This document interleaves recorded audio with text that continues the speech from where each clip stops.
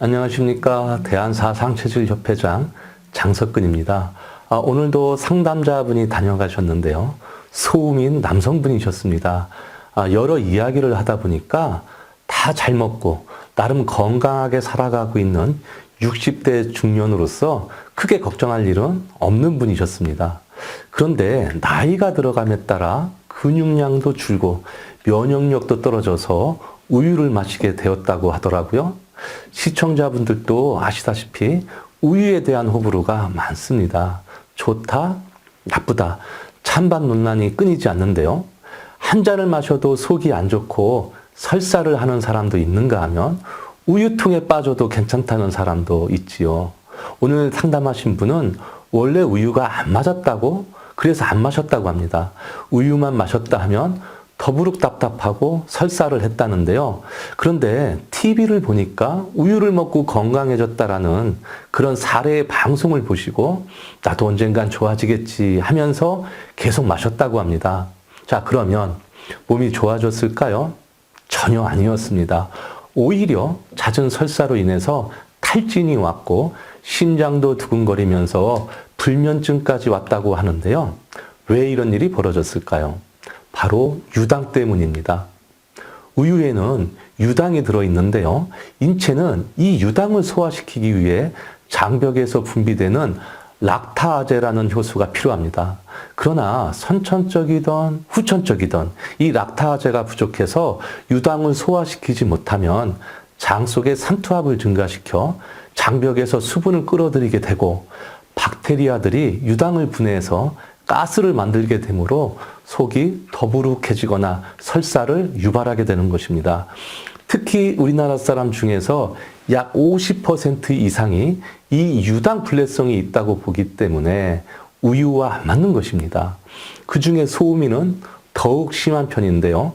몸이 받지 않고 무슨 설사나 두드러기, 메스꺼움을 호소한다는 것은 몸이 보내는 부작용의 신호입니다. 그러면 어떻게 해야 할까요? 당연히 즉각 멈추는 것이 제일 현명한 방법이죠.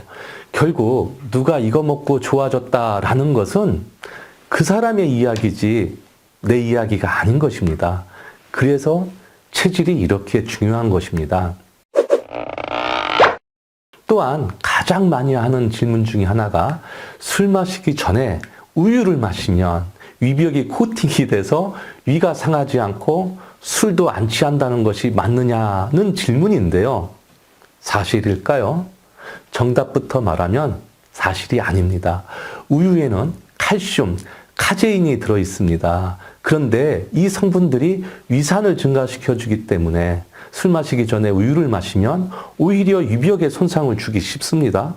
차라리 정 마시고 싶다면 발효식품인 요구르트나 치즈를 권장합니다. 치즈는 발효 과정에서 약 20-30% 정도 유당을 줄여주기 때문이고요. 요즘엔 유당을 분리해서 만든 우유도 있으니까 차라리 그걸 마시는 것도 좋은 방법입니다. 자, 그렇다면 딸기 우유나 바나나 우유는 어떨까요? 몸에 더 좋을 것 같은 이 딸기 우유나 바나나 우유 등 이런 가공 우유에는요, 일반 우유보다 탄수화물이 무려 2배 이상 더 들어 있습니다.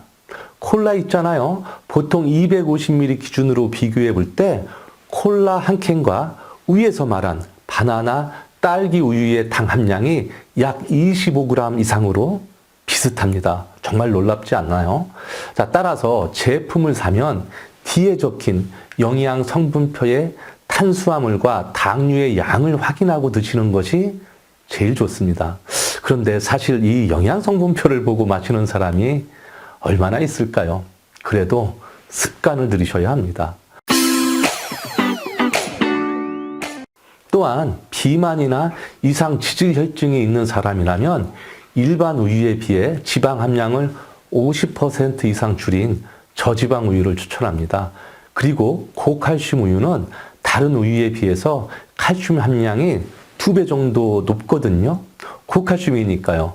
따라서 칼슘의 섭취량을 조절해야 할 사람은 잘 선택해서 마셨으면 좋겠습니다. 오늘부터는 귀찮다고 또는 우유 회사가 알아서 만들었겠지 하지 마시고 내 체질과 내 영양의 필요성에 따라서 우유를 선택하는 그런 지혜가 필요하다고 봅니다. 마지막으로 정말 주의할 점을 알려드릴게요. 바로 우유를 전자레인지에 데우는 일인데요. 더 좋을까요? 이것도 결론부터 말하면 정말 바보 같은 짓이라고 할 수가 있습니다. 우리가 우유를 왜 마시죠? 칼슘의 왕이요, 비타민의 왕이요. 그러면서 완전식품이라고 하잖아요.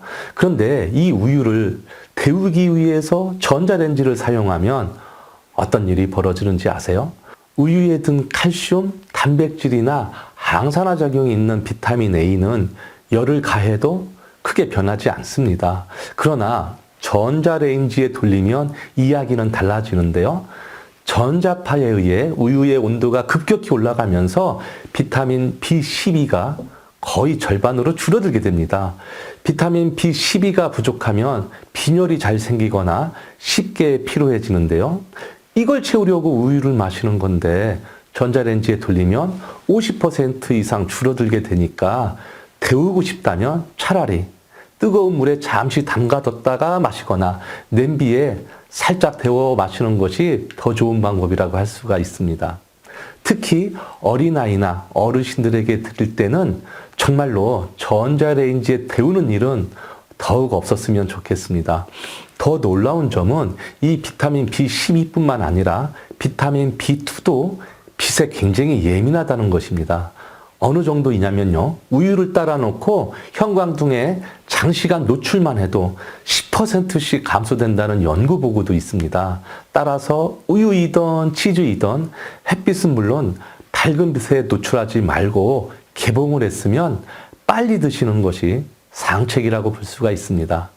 자, 마지막으로 함께 먹으면 좋은 제품을 소개해 드릴 텐데요. 여러분이 생각하기에 우유는 어떤 음식과 함께 먹으면 좋다고 생각하십니까? 바로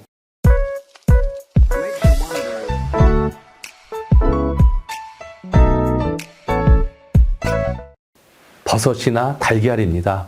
우유에 든 칼슘의 흡수를 높이려면 비타민 D와 함께 섭취하는 것이 좋은데요. 버섯과 달걀에 이 비타민 D가 많으니까 상호 궁합이 잘 맞다라고 볼 수가 있고요.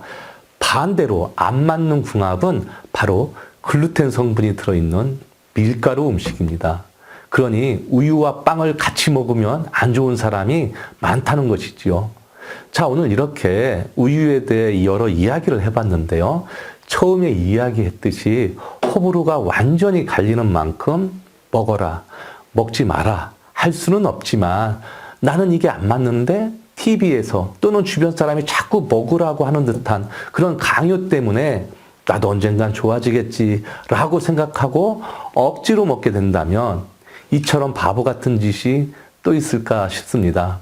내 체질을 알고 내 체질에 맞는 식단을 짜는 것은 건강백세의 지름길이라고 할 수가 있으니까 오늘부터는 무조건 아무거나 드시지 말고 내 체질에 맞는 음식을 골라서 편식하시기를 꼭 당부드립니다. 시청해 주셔서 감사하고요. 좋아요, 구독도 눌러주시면 제게 큰 힘이 되겠습니다.